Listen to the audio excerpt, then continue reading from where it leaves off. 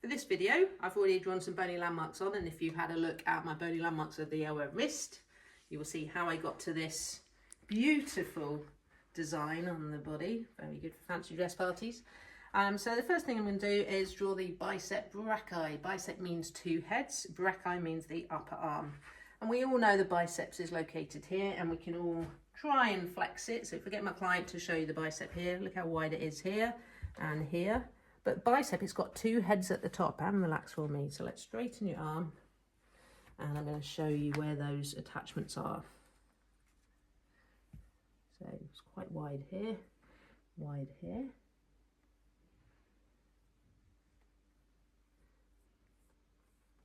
Okay, it's got two heads. It's got a short head, and the short head goes to what I've drawn as a circle here. That circle is the coracoid process. So the short head goes to there. And the long head goes up, sits in this groove. See, I've drawn a groove in the bone. So it goes into a bit of a skinnier tendon, comes around the top, and it inserts into the top of the shoulder joint there. Okay, so that's the long head tendon. So we've got short head, goes direct up to that coracoid process. We've got the long head that sits in the groove and goes around to supraglenoid tubercle. And this is the belly of the muscle. Okay, where does the bottom attach is the question. So the bottom attaches, you should be able to feel on yourself, quite a thick tendon at your elbow joint line here. So have a little feel. It goes towards the radius. So the radius is involved with rotating the arm. So it kind of cuts across this way onto the radius. But you will feel it as quite a wide, thick tendon. So not only does it have an attachment onto the head of the radius, but it has an attachment onto an area that I'm gonna just kind of draw in orange called the bicipital aponeurosis. So it's a bit of fascia at the front of the elbow, and it has an attachment on that fixed point here.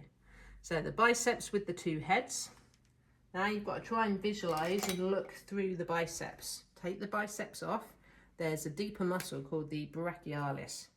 The brachialis starts halfway down the humerus, and this one, instead of going towards the radius, it goes to the ulna. So it is fairly wide muscle down here, comes across this way and over here to the top of the ulna.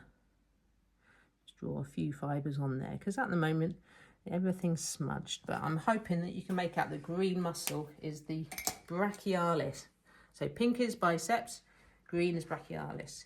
And the last one from this position I'm going to draw in red to try and make it stand out is the brachioradialis. So in that position, more of a hammer grip, I want my client to flex. That's it, look at that. So that's the muscle there that you can see bulging, and relax, and it's attaching to the bottom part of the humerus here.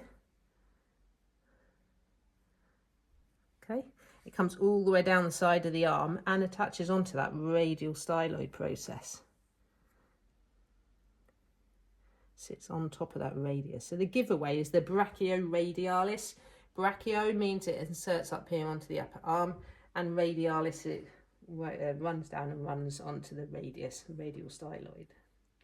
So that is one of the biggest forearm muscles, as well as all the flexors and extensors. And finally, we're going to put the client into this position here, if they can cope with that. And we're going to have a look at the triceps. The triceps, I'm going to draw in red, have one attachment at the bottom. So they have one insertion point here on the olecranon process. And tri means three, so there are three heads. There's a lateral head and a medial head. Okay, so if you did get your client to straighten their arm and kind of tense their arm at that point, you might better see these two areas become more tense. So they're two of the heads. The long head goes right through the middle like so, and they attach onto it there. The long head comes down, goes into the armpit, and it actually attaches to the bottom of the shoulder joint. So if you can imagine the ball of socket joint in here has an attachment just underneath. So they're all going to unite and attach through. So the tricep brachii, tricep, 3 heads.